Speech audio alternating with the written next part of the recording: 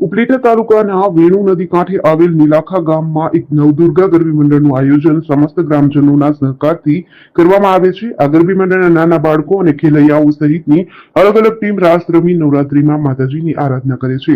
આ વર્ષે આ ગામની ગરબીમાં ખેલૈયાઓ દ્વારા મશાલ રાસ રમી મશાલમાંથી નીકળેલા અંગારાઓ પર રાસ રમતા જોવા મળ્યા હતા. આ ગામમાં નવદુર્ગા ગરબી મંડળનું વર્ષોથી આયોજન કરવામાં આવે છે, જેમાં સમસ્ત ગામના સાથ અને સહકારથી એકમાત્ર ગરબીનું ભવ્ય આયોજન થાય છે. આ ગરબીમાં મોટા ખેલૈયાઓ દ્વારા મશાલ રાસનું આયોજન કરવામાં આવે છે, જેમાં નવરાત્રી પહેલાના 20 દિવસ સુધી આ રાસની પ્રેક્ટિસ કરીને નવરાત્રીમાં આ રાસને લોકો સમક્ષ રજૂ કરવામાં આવે છે. મારું નામ ગોપાલ ડાંગર, ગામ નીલાખા, તાલુકો ઉપલેટા, જિલ્લો રાજકોટ. અમે આ વર્ષોથી પરંપરા મુજબ અમારી આ ગરબી ચાલુ છે. અમે આ ગરબીની અંદર નાના ગોવાળિયાઓ, મોટા ગોવાળિયાઓ અને બાળાઓ અમારા અવનવા રાસ રજૂ કરે છે.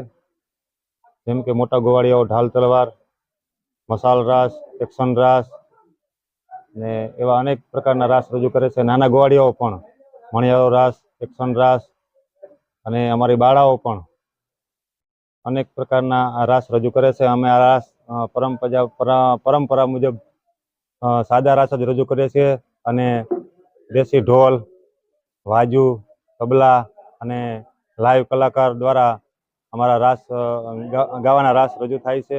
અને અમારા રાસ આજુબાજુના ગામમાં પણ પ્રખ્યાત છે. જેમ કે અમારો ગોવાળિયાઓનો રાસ છે, સળગતા અંગારા પર ચાલી અને મસાલ રાસ રજૂ કરે છે. એ રાસ અમે ચોથા અને આઠમા નોરતે જ રજૂ કરીએ છીએ. જે કોઈ ભાઈઓને જોવા આવવા હોય તે ચોથા અને આઠમા નોરતે આવી શકે છે. આવી રીતે અમે દર વર્ષે આવી જ રીતે ધામધૂમથી અમે આ પર્વ ઉજવીએ છીએ અને